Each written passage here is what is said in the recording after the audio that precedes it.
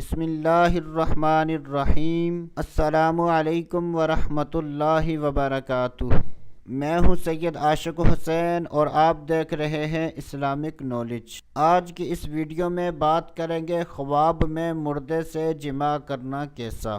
تو اس کی مختلف صورتیں ہیں۔ حضرت سیدنا امام جعفر صادق رحمۃ اللہ تعالی علیہ نے ارشاد فرمایا کہ اگر کوئی شخص دیکھے کہ اس نے مردے کے ساتھ جماع کیا ہے تو یہ اس بات کی دلیل ہے کہ اس شخص کی امید ایسی جگہ سے پوری ہوگی جہاں امید پوری ہونا ممکن نہیں، اور اگر کوئی شخص اپنی مردہ بہن کے ساتھ جماع کرے تو یہ اس بات کی دلیل ہے کہ اس کو صدقہ و خیرات کا ثواب حاصل ہوگا۔ مزید فرماتے ہیں کہ اگر کوئی شخص مردے کے ساتھ جماع کرے تو یہ اس بات کی دلیل ہے کہ اس کے مال میں سے کچھ حصہ اس شخص کو بھی ملے گا۔